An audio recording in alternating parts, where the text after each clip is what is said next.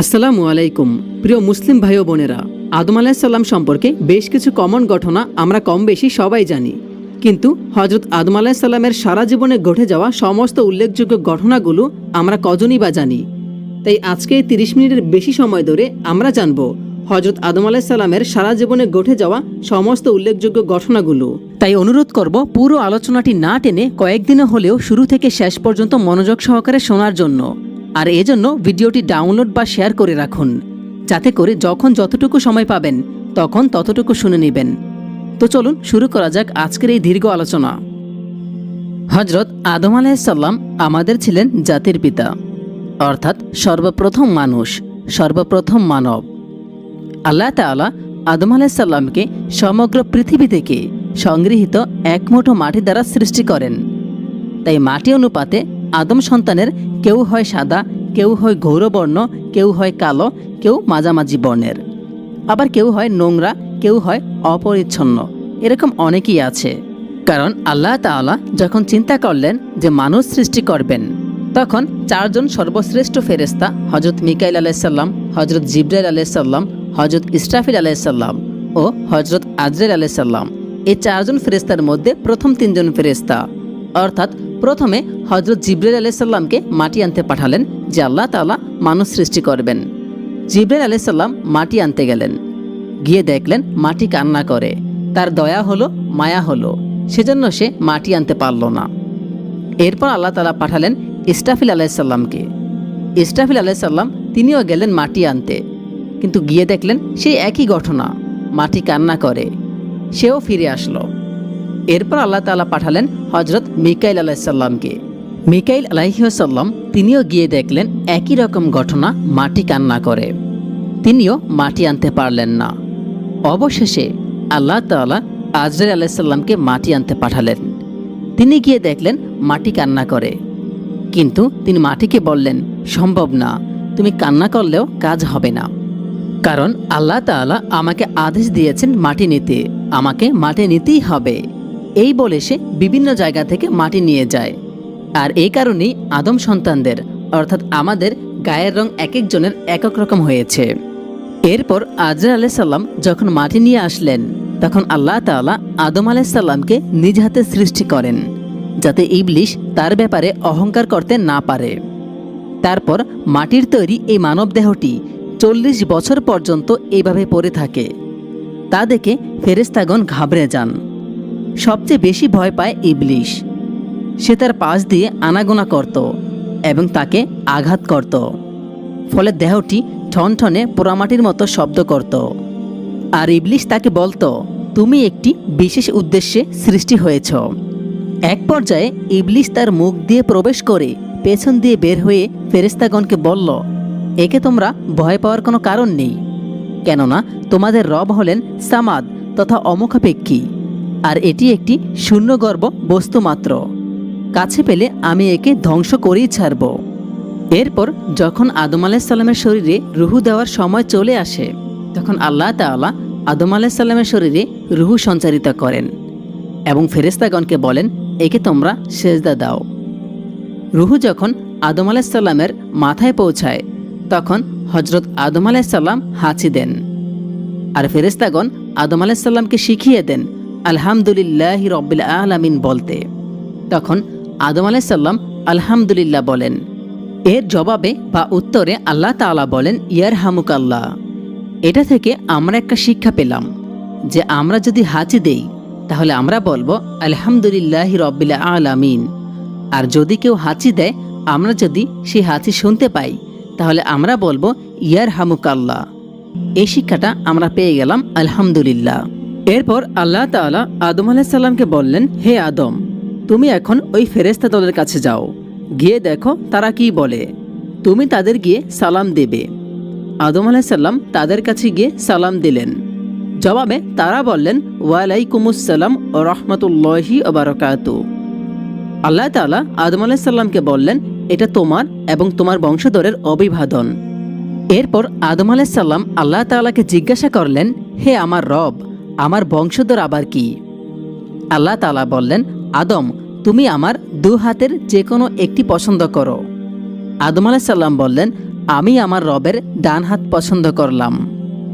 এবার আল্লাহ তাআলা নিজের হাতের তালু প্রসারিত করলে আদম আলাইহিসসালাম কিয়ামত পর্যন্ত আগমনকারী তার সকল সন্তানকে আল্লাহ তাআলার হাতের তালুতে দেখতে পান। সেখানে কিছু মানুষের মুখগুলো নূরের আলোতে জ্বলজ্বল করছিল। তাদের মধ্যে একজনের নূরে অধিক বিমুগ্ধ হয়ে আদম আলাইহিসসালাম জিজ্ঞাসা করলেন, হে আমার রব, উনি কে? আল্লাহ তাআলা বললেন, সে তোমার সন্তান দাউদ। আদম আলাইহিসসালাম জিজ্ঞাসা করলেন, এর আয়ু কত নির্ধারণ করা হয়েছে? তখন আল্লাহ তাআলা বললেন, 60 বছর। আদম আলাইহিসসালাম তখন বললেন, আমার থেকে 40 বছর নিয়ে তার বয়স 100 বছর করে দিন। আল্লাহ তাআলা তার আবদার মঞ্জুর করেন এবং এই ব্যাপারে ফেরেশতাগণকে সাক্ষী রাখেন। তারপর যখন আদম আলাইহিসসালামের আয়ু শেষ হয়ে আসলো, তখন তার রূহ কবজ করার জন্য আল্লাহ তাআলা আজরাইল আলাইহিসসালামকে প্রেরণ করেন। তখন আদম আলাইহিসসালাম বললেন, কেন? আমার আয়ু তো আরও 40 বছর বাকি আছে। ফেরেশতারা বললেন, আপনি তো আপনার আয়ুর 40 বছর আপনার সন্তান দাউদ আলাইহিসসালামকে দিয়ে দিয়েছিলেন। কিন্তু আদম আলাইহিসসালাম তা অস্বীকার করে বসেন এবং পূর্বের কথা ভুলে যান।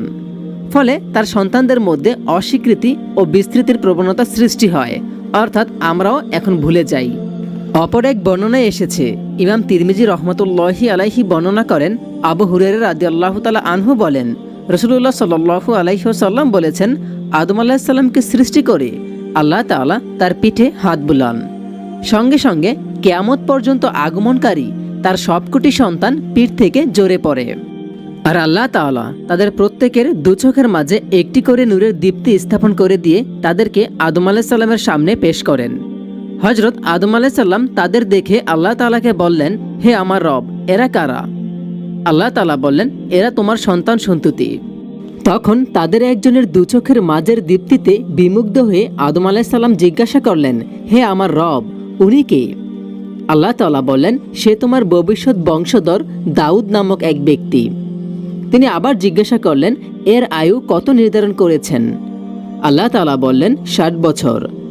আদম আলাইহিসসালাম বললেন, হে আমার রব, আমার আয়ু থেকে নিয়ে এর আয়ু আরও 40 বছর বৃদ্ধি করে দিন। তারপর যখন আদম আলাইহিসসালামের আয়ু শেষ হয়ে যায়, তখন জান কবজ করার জন্য আজরাইল আলাইহিসসালাম তার কাছে আগমন করেন। তখন তিনি বললেন, আমার আয়ু তো আরও 40 বছর বাকি আছে। আজরাইল আলাইহিসসালাম বললেন, কেন? আপনি তো আপনার সন্তান দাউদকে 40 বছর দিয়ে দিয়েছিলেন। কিন্তু আদম আলাইহিসসালাম তা অস্বীকার করে বসেন।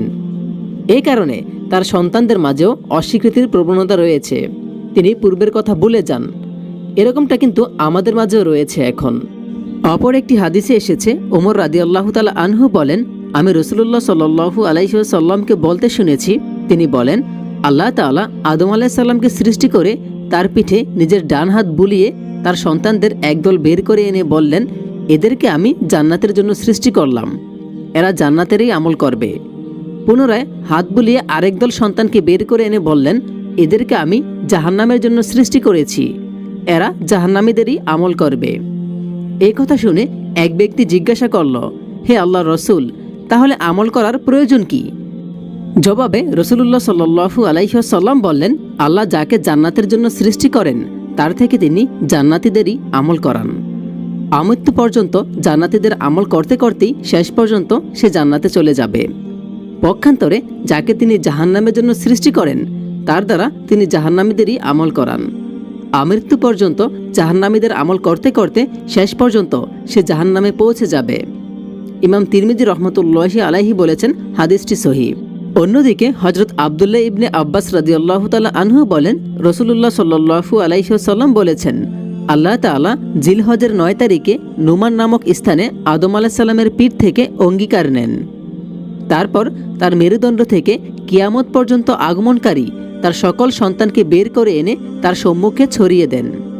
তারপর তাদের সামনাসামনি কথা বলেন। তিনি তাদের জিজ্ঞাসা করেন, আমি কি তোমাদের রব নই? তারা বলল, নিশ্চয়ই আপনি আমাদের রব, আমরা এর সাক্ষী থাকলাম। এই স্বীকৃতি গ্রহণের কারণ তোমরা যাতে কিয়ামতের দিন বলতে না পারো, আমরা তো এই ব্যাপারে অবহিত ছিলাম না, কিংবা বলতে না পারো, আমাদের পূর্বপুরুষগণই তো আমাদের পূর্বে শিরক করেছে, আর আমরা তো তাদের পরবর্তী বংশধর। তবে কি পথভ্রষ্টদের কৃতকর্মের জন্য তুমি আমাদের ধ্বংস করবে? এই কথাটি যেন কেউ বলতে না পারে, তাই আল্লাহ তাআলা সবার থেকে স্বীকৃতি গ্রহণ করে নেন।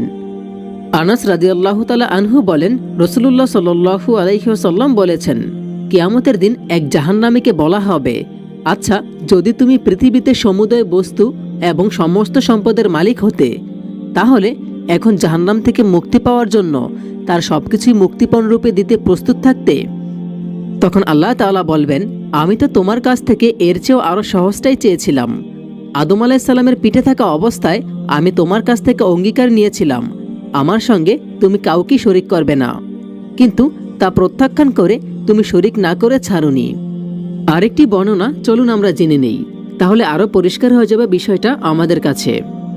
আবু জাফর রাদিয়াল্লাহু তাআলা আনহু বর্ণনা করেন, কিয়ামত পর্যন্ত আগমনকারী সকল মানুষ সৃষ্টি করে আল্লাহ তাআলা তাদেরকে এক স্থানে সমবেত করেন। তারপর তাদের সঙ্গে কথা বলেন, তাদের কাছ থেকে অঙ্গীকার গ্রহণ করেন এবং তাদের নিজেদেরকেই তাদের সাক্ষীরূপে রেখে তিনি জিজ্ঞাসা করেন, আমি কি তোমাদের রব নই? তারা বলল, জি হ্যাঁ। আল্লাহ তাআলা বললেন, এই ব্যাপারে আমি 7 আসমান 7 জমিন এবং তোমাদের পিতা আদম আলাইহিস সালামকে সাক্ষী রাখলাম, যাতে কিয়ামতের দিন তোমরা এই কথা বলতে না পারো, এই ব্যাপারে তো আমরা কিছুই জানতাম না। তোমরা জেনে রাখো, আমি ছাড়া কোনো ইলাহ নেই, আমি ছাড়া কোনো রব নেই, আমার সঙ্গে তোমরা কাউকে শরিক করো না। তোমাদের কাছে পর্যায়ক্রমে আমি রাসূল পাঠাবো, তারা তোমাদেরকে আমার এই অঙ্গীকার ও প্রতিশ্রুতির ব্যাপারে সতর্ক করবেন, আর তোমাদের কাছে আমি আমার কিতাব নাজিল করব। তারা বলল, আমরা সাক্ষ্য দিলাম আপনি আমাদের রব ও ইলাহ, আপনি ছাড়া আমাদের আর কোনো রব নেই। মোট কথা, সেদিন তারা আল্লাহর অনুগত্যর অঙ্গীকার করেছিল। এরপর ওপর থেকে দৃষ্টি করে আদম আলাইহিস সালাম তাদের মধ্যে ধনী গরিব ও সুশ্রী কুশ্রী সকল ধরনের লোক দেখতে পেয়ে বললেন, হে আমার রব, আপনার বান্দাদের সকলকে যদি সমান করে সৃষ্টি করতেন। তখন আল্লাহ তাআলা বললেন, আমি চাই আমার শুকরিয়া আদায় করা হোক। এরপর আদম আলাইহিস সালাম নবীগণকে তাদের মধ্যে প্রদীপের মতো দীপ্তিমান দেখতে পান। এখন আমরা জানব হযরত আদম আলাইহিস সালাম ও হযরত হাওয়া আলাইহিস সালামের জান্নাতে অবস্থানকাল, অর্থাৎ তারা জান্নাতে কতদিন ছিল। তার আগে একটি প্রশ্ন অনেকের মাঝে থাকতে পারে, হযরত হাওয়া আলাইহিস সালাম অর্থাৎ আদম আলাইহিস সালামের স্ত্রী কিভাবে সৃষ্টি হয়েছিলেন? চলুন এই বিষয়টা আমরা জেনে নেই। এ সম্পর্কে ছোট্ট একটি ঘটনা আছে। হযরত আদম আলাইহিস সালাম একদিন ঘুমিয়েছিলেন। ঘুম থেকে জাগ্রত হয়ে তিনি দেখতে পেলেন তার পাশে একটি মহিলা বসে আছে। তিনি তাকে জিজ্ঞাসা করলেন, তুমি কে? উত্তরে হাওয়া আলাইহিস সালাম বললেন, আমাকে আপনার জন্য সৃষ্টি করা হয়েছে আপনার মধ্যখান থেকে। যাই হোক, হযরত আদম আলাইহিস সালাম ও তার স্ত্রী হাওয়া আলাইহিস সালাম জান্নাতে কিছুকাল বসবাস করেন এবং অবাধে ও স্বাচ্ছন্দ্যে সেখানে আহারাদি করতে থাকেন। অবশেষে নিষিদ্ধ বৃক্ষের ফল আহার করায় তাদের পরিধানের পোশাক ছিনিয়ে নেওয়া হয় এবং তাদেরকে পৃথিবীতে নামিয়ে দেওয়া হয়। জান্নাতে আদম আলাইহিস সালামের অবস্থানকাল সম্পর্কে মতভেদ রয়েছে। কারো মতে দুনিয়ার হিসাবের একদিনের কিছু অংশ। আবু হুরায়রা রাদিয়াল্লাহু তাআলা আনহু থেকে বর্ণিত একটি হাদিসে এসেছে, জুম্মার দিন আদম আলাইহিস সালামকে সৃষ্টি করা হয়, আর এদিনই তাকে জান্নাত থেকে বহিষ্কার করা হয়। সুতরাং যদি এমন হয়ে থাকে, অর্থাৎ যেদিন আদম আলাইহিস সালাম সৃষ্টি হন এবং ঠিক সেদিনই জান্নাত থেকে তিনি বহিষ্কৃত হন, তাহলে বলা যায় যে তিনি একদিনের মাত্র কিছু অংশ জান্নাতে অবস্থান করেছিলেন। তবে এই বক্তব্যটি বিতর্কের ঊর্ধ্বে নয়। অপর এক বর্ণনায় এসেছে, ইবনে জারির রহমতুল্লাহি আলাইহি বলেন, এটা জানা কথা, আদম আলাইহিস সালামকে সৃষ্টি করা হয়েছে জুম্মার দিনের শেষ প্রহরে, আর সেখানকার এক প্রহর দুনিয়ার 83 বছর 4 মাসের সমান। এতে প্রমাণিত হয় রুহু সঞ্চারের পূর্বে জান্নাতে অবস্থান করেছেন 43 বছর 4 মাস কাল। এই সম্পর্কে আল্লাহ তাআলাই ভালো জানেন, আল্লাহই সর্বজ্ঞানী। এখন আমরা জানব হযরত আদম আলাইহিস সালামের উচ্চতা কতটুকু ছিল। হযরত আদম আলাইহিস সালামের পদদ্বয় যখন পৃথিবী স্পর্শ করে তখনও তার মাথা ছিল আকাশে। তারপর আল্লাহ তাআলা তার দৈর্ঘ্য 60 হাত কমিয়ে আনেন। এরপর তার সন্তানদের উচ্চতা কমতে কমতে এখন এই পর্যন্ত এসে পৌঁছেছে। এখন আমরা জেনে নেব হযরত আদম আলাইহিস সালাম কর্তৃক আল্লাহ তাআলার গড় নির্মাণ কিভাবে হয়েছিল। ইবনে জারির রহমতুল্লাহি আলাইহি ইবনে আব্বাস রাদিয়াল্লাহু তাআলা আনহু থেকে বর্ণনা করেন, আল্লাহ তাআলা বলেন, হে আদম, আমার আরশ বরাবর পৃথিবীতে আমার একটি সম্মানিত স্থান আছে। তুমি গিয়ে আমার জন্য সেখানে একটি গড় নির্মাণ করে তা তাওয়াফ করো, যেমনটি ফেরেশতারা আমার আরশ তাওয়াফ করে। এরপর আল্লাহ তাআলা তার কাছে একজন ফেরেশতা প্রেরণ করেন। তিনি আদম আলাইহিস সালামকে জায়গাটি দেখিয়ে দেন এবং তাকে হজের করণীয় কাজসমূহ শিখিয়ে দেন। ইবনে জারির রহমতুল্লাহি আলাইহি আরও উল্লেখ করেন, দুনিয়ার যেখানে যেখানে আদম আলাইহিস সালাম গিয়েছিলেন পরবর্তীকালে সেখানেই এক একটি জনবস্তি গড়ে ওঠে। এবার আমরা জানব হজরত আদম আলাইহিস সালামের প্রথম খাদ্য কী ছিল। ইবনে আব্বাস রাদিয়াল্লাহু তাআলা আনহু থেকে আরও বর্ণিত হয়েছে, পৃথিবীতে আদম আলাইহিস সালামের প্রথম খাদ্য ছিল গম। জিবরাইল আলাইহিস সালাম তার কাছে 7টি গমের বীজ নিয়ে উপস্থিত হলেন। তিনি জিজ্ঞাসা করলেন, এগুলো কি? জিবরাইল আলাইহিস সালাম বললেন, এই তো আপনার সেই নিষিদ্ধ বৃক্ষের ফল যা আপনি খেয়েছিলেন। আদম আলাইহিস সালাম জিজ্ঞাসা করলেন, এগুলো আমি কি করব? তখন জিবরাইল আলাইহিস সালাম বললেন, জমিনে বপন করবেন। এখানে একটি বিষয় উল্লেখ্য, এই প্রতিটি বীজের ওজন ছিল দুনিয়ার 1 লক্ষ দানা অপেক্ষা বেশি। বীজগুলো বপন করার পর ফসল উৎপন্ন হলে আদম আলাইহিস সালাম তা কেটে মারিয়ে পিষে আটা বানিয়ে খামির করে রুটি বানিয়ে বহু কষ্ট ও শ্রমের পর তা আহার করেন। এখন আমরা জানব দুনিয়ার সর্বপ্রথম পোশাক কে ছিল। হজরত আদম আলাইহিস সালাম ও হাওয়া আলাইহিস সালাম সর্বপ্রথম যে পোশাক পরিধান করেন তা ছিল ভেড়ার পশমের তৈরি। প্রথমে চামড়া থেকে পশমগুলো খসিয়ে তা দিয়ে সুতা তৈরি করেন। তারপর আদম আলাইহিস সালাম নিজের জন্য একটি জুব্বা আর হাওয়া আলাইহিস সালামের জন্য একটি কামিজ ও একটি ওড়না তৈরি করে নেন। জান্নাতে থাকা অবস্থায় তাদের কোনো সন্তানাদি জন্মেছিল কিনা এ ব্যাপারে মতভেদ রয়েছে। কারো কারো মতে পৃথিবী ছাড়া অন্য কোথাও তাদের কোনো সন্তানাদি জন্ম হয়নি। কেউ কেউ বলেন জন্মেছে, কাবিল ও তার বোনের জন্ম জান্নাতি হয়েছিল। এ ব্যাপারে আল্লাহ তাআলাই সর্বজ্ঞানী, আল্লাহ তাআলাই ভালো জানেন। এখন আমরা জানব ইবলিশের অবাধ্যতা ও লাঞ্ছনা এবং আল্লাহ তাআলার আদেশ অমান্য করার ব্যাপারে। এ ব্যাপারে সূরা বাকারার 34 নম্বর আয়াতে আল্লাহ তাআলা বলেন, যখন আমি ফেরেশতাদের বললাম তোমরা আদমকে সিজদা করো, তখন ইবলিশ ছাড়া সকলেই সিজদা করল। সে অমান্য করল ও অহংকার করল। আল্লাহ তাআলা হযরত আদম আলাইহিস সালামকে সিজদা করার জন্য ফেরেশতাদের যে নির্দেশ দিয়েছিলেন সেই নির্দেশ এবং তা বাস্তবায়নের মধ্যে নিহিত ছিল হযরত আদম আলাইহিস সালামের জন্য বিরাট সম্মান ও মর্যাদা। আদম আলাইহিস সালামকে আল্লাহ তাআলা তার কুদরতি হাতে সৃষ্টি করে তাতে রূহ সঞ্চার করার পর ফেরেশতাদেরকে আদেশ করলেন তাকে সিজদা করার জন্য। যেমন আল্লাহ তাআলা বলেন, যখন আমি তাকে সুঠামো করব এবং তাতে রূহ সঞ্চার করব তখন তোমরা তাকে সিজদা করো। এ ব্যাপারে সূরা হিজরের 29 নম্বর আয়াতে বলা হয়েছে, আল্লাহ তাআলা আদম আলাইহিস সালামকে 4টি মর্যাদা দান করেন। প্রথমত হচ্ছে আল্লাহ তাআলা তাকে নিজ কুদরতি হাতে সৃষ্টি করেছেন। এরপর হচ্ছে তার মধ্যে নিজ রূহ সঞ্চার করেন। তৃতীয়ত হচ্ছে তাকে সিজদা করার জন্য ফেরেশতাদের আদেশ দিয়েছেন। এবং চতুর্থত হচ্ছে তাকে সমস্ত বস্তুর নাম শিক্ষা দিয়েছেন। এই কারণে উর্দু জগতে যখন হযরত মুসা আলাইহিস সালাম ও হযরত আদম আলাইহিস সালামের মধ্যে সাক্ষাৎ হয় তখন হযরত মুসা আলাইহিস সালাম বলেছিলেন, আপনি মানবজাতির পিতা, আপনাকে আল্লাহ পাক নিজ কুদরতি হাতে সৃষ্টি করেছেন। আপনার মধ্যে তার রূহ অর্থাৎ আল্লাহ তাআলার রূহ সঞ্চার করেছেন। ফেরেশতাদের দিয়ে আপনাকে সিজদা করিয়েছেন। আপনাকে তিনি সকল বস্তুর নাম শিক্ষা দিয়েছেন এবং তার গুণাবলী ও কার্যকারিতা সম্পর্কে জ্ঞান দান করেছেন। কিয়ামতের দিন হাসরের ময়দানে সমবেত লোকেরাও হযরত আদম আলাইহিস সালামের কাছে অনুরূপভাবে আরজ করবেন। এসব মর্যাদা থাকা সত্ত্বেও ইবলিশ আদম আলাইহিস সালামকে সিজদা করল না, যুক্তি দেখালো। চলুন আমরা সেই যুক্তিটা জেনে নেই। সর্বপ্রথম যুক্তি উপস্থাপনকারী সেই ইবলিশ সম্পর্কে কিভাবে সেই ইবলিশ যুক্তি দেখিয়েছিল। এ ব্যাপারে মুহাম্মদ ইবনে শিরিন রহমতুল্লাহি আলাইহি বলেন, পৃথিবীতে সর্বপ্রথম যুক্তি উপস্থাপন করেন ইবলিশ। আর সূর্য ও চন্দ্রের পূজাও এই যুক্তির উপর ভিত্তি করেই শুরু হয়। ইবলিশ নিজের ও আদম আলাইহিস সালামের মাঝে তুলনা করেছিল। সুতরাং আদম আলাইহিস সালামকে সিজদা করার জন্য তার প্রতি ও ফেরেশতাদের প্রতি আল্লাহ তাআলার নির্দেশ হওয়া সত্ত্বেও সে নিজেকে আদম আলাইহিস সালামের চেয়ে শ্রেষ্ঠ ও মর্যাদা সম্পন্ন মনে করেন। তাই সে সিজদা করা থেকে বিরত থাকে। এখানে আল্লাহ তাআলার সুস্পষ্ট নির্দেশ থাকা সত্ত্বেও ইবলিশ তার যুক্তি প্রদান করেন। একথা সুস্পষ্ট, আল্লাহ তাআলার সরাসরি আদেশের সামনে সকল প্রকার যুক্তি বাতিল ও নিরর্থক। তাছাড়া ইবলিশের এই যুক্তিটি ছিল সম্পূর্ণ ভুল, ভ্রান্ত ও মনগড়া। সে যুক্তি দেখিয়েছিল আদম আলাইহিস সালাম থেকে তার মর্যাদা সব থেকে বেশি, কিন্তু তার এই যুক্তিটি ছিল সম্পূর্ণ ভুল। কারণ মাটি আগুনের চেয়ে উপকারী ও উত্তম। কেননা মাটির মধ্যে রয়েছে কোমলতা, স্থিরতা, সহিষ্ণুতা ও শীতলতা। আর মাটি উৎপাদন শক্তি সম্পন্ন। মাটি থেকে প্রায় সব জিনিসই সৃষ্টি হয়, অর্থাৎ সব রকম শস্য উৎপাদক হচ্ছে মাটি। আর মাটির মধ্যে যে সকল বৈশিষ্ট্য ও গুণাবলী রয়েছে সেগুলো আল্লাহ তাআলারও পছন্দনীয়। পক্ষান্তরে আগুনের স্বভাব বৈশিষ্ট্য মাটির সম্পূর্ণ বিপরীত। আগুনের মধ্যে রয়েছে উগ্রতা, তীব্রতা, উত্তাপ এবং ধ্বংস করার প্রবণতা, যেগুলো আল্লাহ তাআলার কাছে অপছন্দনীয়, যে কারণে তিনি আগুনকে জাহান্নামের সামগ্রী বানিয়েছেন। এরপর আল্লাহ তাআলা হযরত আদম আলাইহিস সালামকে অধিক মর্যাদা ও সম্মান দান করেছেন, যা অভিশপ্ত ইবলিস অর্জন করতে পারেনি। আল্লাহ তাআলার পক্ষ থেকে অভিশপ্ত ইবলিস লানত ও লাঞ্ছনার পাত্র হয়ে গেল।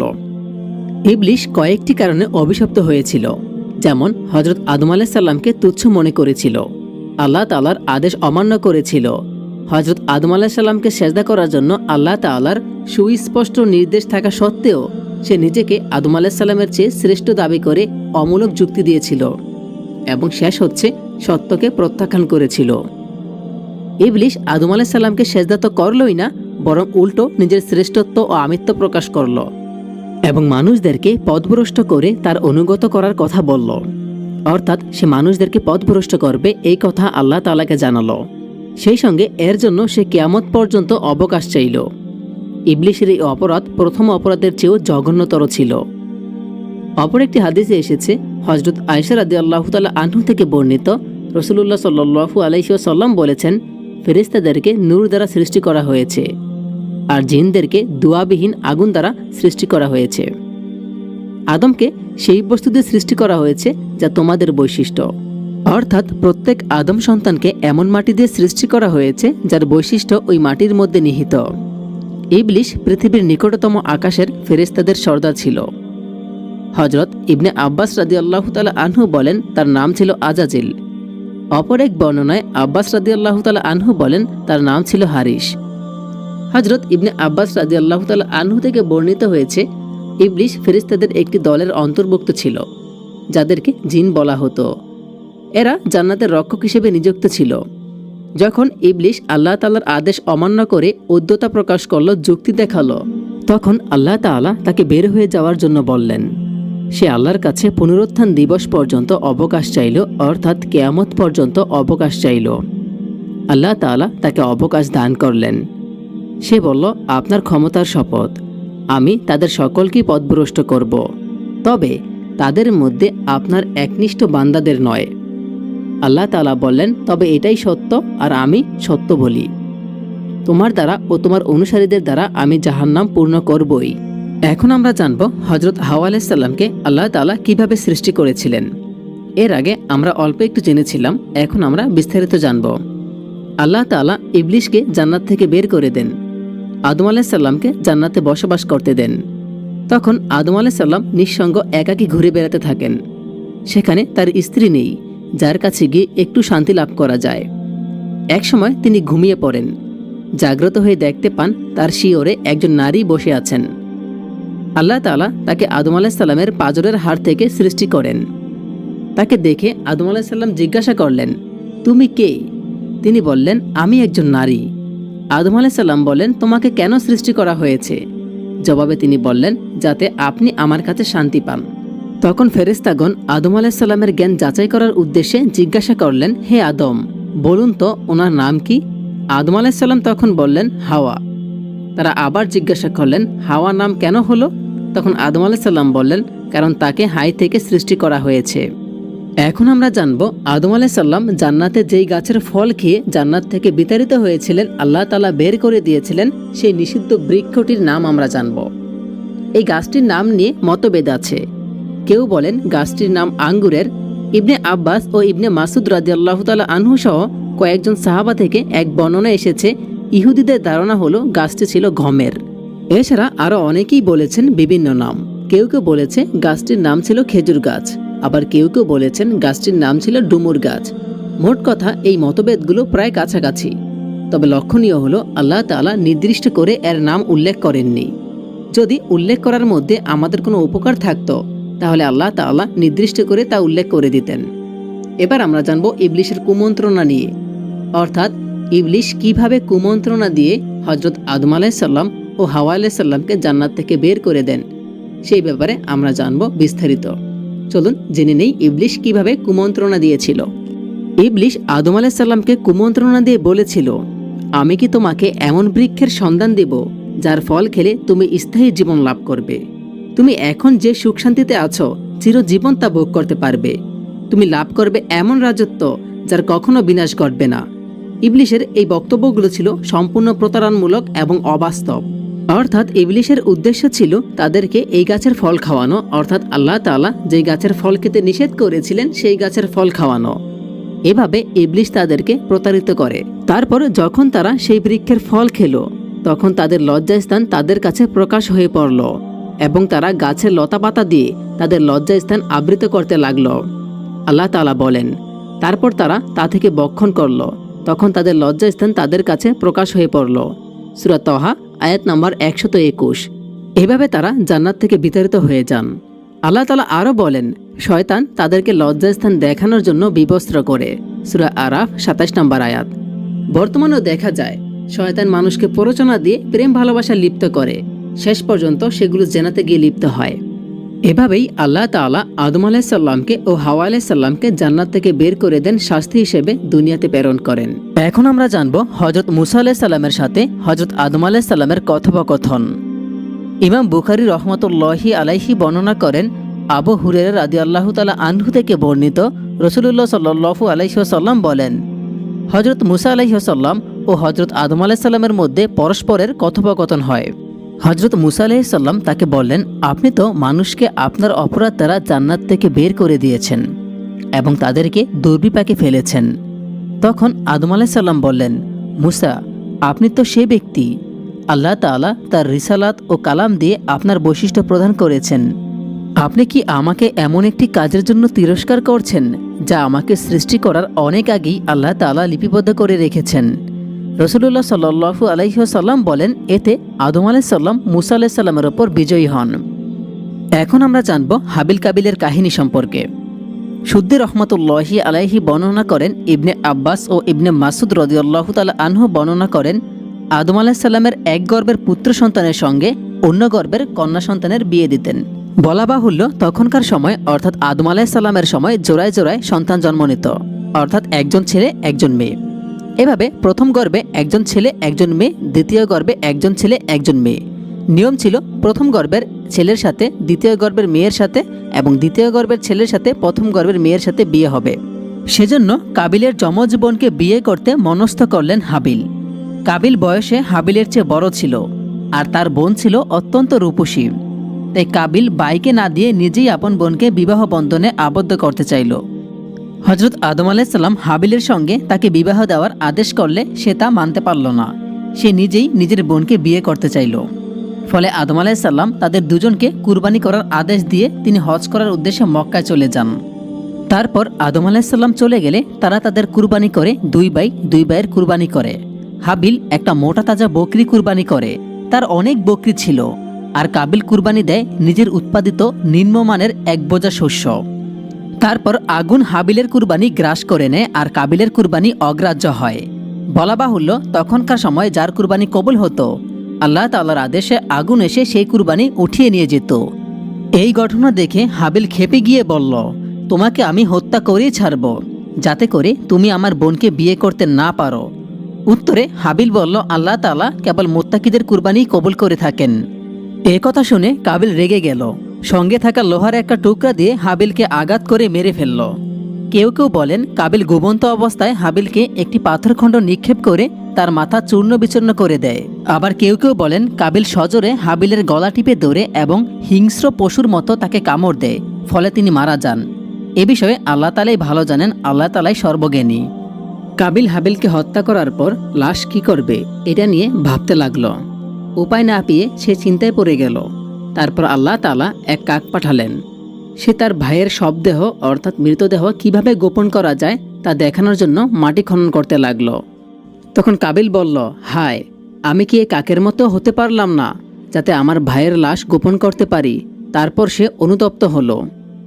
কেউ কেউ উল্লেখ করেছেন কাবিল হাবিলকে হত্যা করে 100 বছর পর্যন্ত তাকে নিয়ে নিজের পিঠে ঘুরে বেড়ায়। এরপর আল্লাহ তাআলা দুটি কাক প্রেরণ করেন। কাক দুটো একটি আরেকটির সাথে ঝগড়া করে, ফলে একটি কাক মারা যায়। অপর কাকটি, যেই কাকটি মারা গেছে, সেই কাকটিকে দাফন করার জন্য মাটি খুঁড়তে লাগে। তারপর মাটি খুঁড়ে সেই কাকটিকে দাফন করে। এটি দেখেই কাবিল হাবিলকে হত্যা করার পর সেই লাশ কিভাবে দাফন করতে হয় সেটা শিখে যায় এবং হাবিলের লাশ দাফন করে। কাবিল হাবিলকে হত্যা করার পর আল্লাহ তাআলা কাবিলকে শাস্তি দেন। এ সম্পর্কে মুজাহিদ রহমাতুল্লাহি আলাইহি উল্লেখ করেন, কাবিল যেদিন তার ভাইকে হত্যা করেছিল সেই দিনই নগদ নগদ তাকে তার শাস্তি প্রদান করা হয়। মাথাপিতার অবাধ্যতা, ভাইয়ের প্রতি হিংসা এবং পাপের শাস্তিস্বরূপ তার পায়ের গোছাকে উরুর সাথে ঝুলিয়ে এবং মুখমণ্ডলকে সূর্যমুখী করে রাখা হয়েছিল। হাদিসে আছে, রাসূলুল্লাহ সাল্লাল্লাহু আলাইহি ওয়াসাল্লাম বলেন, পরকালের জন্য শাস্তি সঞ্চিত রাখার সঙ্গে সঙ্গে আল্লাহ তাআলা তাকে নগদ শাস্তি প্রদান করেন। শাসকের বিরুদ্ধাচরণ ও আত্মীয়তা ছিন্ন করার মতো এমন জঘন্য অপরাধ আর নেই। এরপর আরও কিছু ঘটনা ঘটে যায়, যা ব্যাখ্যা করতে গেলে অনেকক্ষণ সময় লেগে যাবে। কথিত তাওরাতে আরও আছে, আদম আলাইহিস সালাম একবার স্ত্রী সহবাস করলে তার একটি পুত্র সন্তান জন্ম লাভ করে। স্ত্রী তার নাম শীষ রেখে বললেন, কাবিল কর্তৃক নিহত হাবিলের পরিবর্তে আমাকে এই সন্তান দান করা হয়েছে, তাই এর নাম রাখা হলো শীষ। হজরত আদম আলাইহিস সালাম ওফাতের সময় হজরত শীষ আলাইহিস সালামকে ওসিয়ত করে যান। এ সম্পর্কে মুহাম্মদ ইবনে ইসহাক রহমাতুল্লাহি আলাইহি বলেন, হজরত আদম আলাইহিস সালামের ওফাতের সময় যখন গনিয়ে আসে তখন তিনি তার পুত্র শীষ আলাইহিস সালামকে কাছে ডেকে ওসিয়ত ও নসিহত করেন। তিনি পুত্র শীষ আলাইহিস সালামকে দিন ও রাতের সময়গুলোর পরিচয় করিয়ে দেন এবং এই সময়ের ইবাদতসমূহের শিক্ষা দেন। পরবর্তীকালে যে মহা তুফান সংঘটিত হবে তিনি সে খবরও তাকে জানিয়ে দেন। এখন আমরা জানব আদম আলাইহিস সালামের ওফাত লাভ অর্থাৎ মৃত্যু কখন হয়েছিল, কিভাবে হয়েছিল।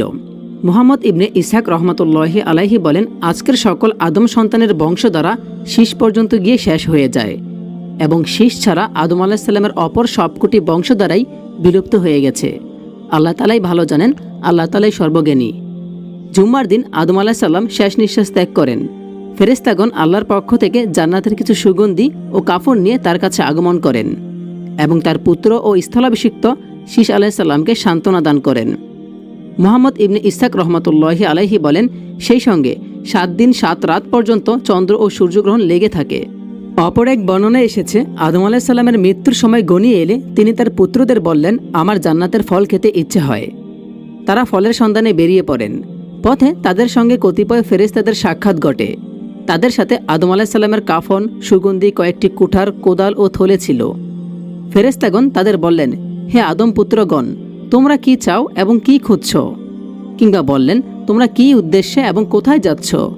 উত্তরে তারা বললেন, আমাদের পিতা অসুস্থ, তিনি জান্নাতের ফল খাওয়ার ইচ্ছা ব্যক্ত করেছেন। এ কথা শুনে ফেরেশতাগণ বললেন, তোমরা ফিরে যাও, তোমাদের পিতার ইন্তেকালের সময় গনিয়ে এসেছে। ফেরেশতাগণ আদম আলাইহিস সালামের কাছে এলে হাওয়া আলাইহিস সালাম তাদেরকে চিনে ফেলেন এবং আদম আলাইহিস সালামকে জড়িয়ে ধরেন। তখন আদম আলাইহিস সালাম বললেন, আমাকে ছেড়ে দিয়ে তুমি সরে যাও, কারণ তোমার আগেই আমার ডাক পড়েছে। অতএব আমার ও আমার মহান রবের ফেরেশতাগণের মধ্য থেকে তুমি সরে দাঁড়াও। ফেরেশতাগণ তার জান কবজ করে নিয়ে তাকে গোসল দেন, কাফন পরান, সুগন্ধি মাখিয়ে দেন এবং তার জন্য বগুলি কবর খুঁড়ে জানাজার নামাজ আদায় করেন। তারপর তাকে কবরে রেখে দাফন করেন। এরপর তারা বললেন, হে আদমের সন্তানগণ, এ হলো তোমাদের দাফনের নিয়ম। এখন আমরা আলোচনা করব আদম আলাইহিস সালামকে কোথায় দাফন করা হয়েছে। হজরত আদম আলাইহিস সালামকে কোথায় দাফন করা হয়েছে এই ব্যাপারে মতভেদ আছে। প্রসিদ্ধ মতে তাকে সে পাহাড়ের কাছে দাফন করা হয়েছে যে পাহাড়ে তাকে নামিয়ে দেওয়া হয়েছিল, অর্থাৎ ভারতবর্ষে। কেউ কেউ বলেন আবু কুবাইশ পাহাড়ে তাকে দাফন করা হয়। কেউ কেউ বলেন মহাপ্লাবনের সময় হজরত নূহ আলাইহিস সালাম, আদম আলাইহিস সালাম ও হাওয়া আলাইহিস সালামের লাশ একটি সিন্ধুকে ভরে বাইতুল মুকাদ্দাসে দাফন করেন। তবে এখন আমরা সবাই জানি আদম আলাইহিস সালামের কবর রয়েছে শ্রীলঙ্কাতে। এটি কিন্তু আমরা এখন সবাই জানি। আদম আলাইহিস সালামের আয়ু কত ছিল এই সম্পর্কে মতভেদ রয়েছে। আদম আলাইহিস সালামের আয়ু সম্পর্কে মতভেদ রয়েছে। কেউ বলেছেন 930 বছর, কেউ বলেছে 957 বছর, কেউ বলেছে 1000 বছর লাহু মাহফুজে সংরক্ষিত ছিল। এরকম বিভিন্ন মতভেদ আছে। তাই এই কারণে এই আয়ু সম্পর্কে অর্থাৎ আদম আলাইহিস সালামের আয়ু সম্পর্কে এই আলোচনাটি আমরা স্থগিত রাখলাম। এই হলো আদম আলাইহিস সালামের সম্পূর্ণ জীবনী, জন্ম থেকে মৃত্যু পর্যন্ত সম্পূর্ণ জীবনী আজকে এই পর্যন্তই শেষ হয়ে গেল। পরবর্তীতে আমরা অন্য কোনো নবী সম্পর্কে আলোচনা করব ধারাবাহিকভাবে। এভাবে আমরা সমস্ত নবী সম্পর্কে আলোচনা করব ইনশাআল্লাহ। সকলে ভালো থাকবেন। আসসালামু আলাইকুম ওয়া মা তাওফিক ইল্লা বিল্লাহ।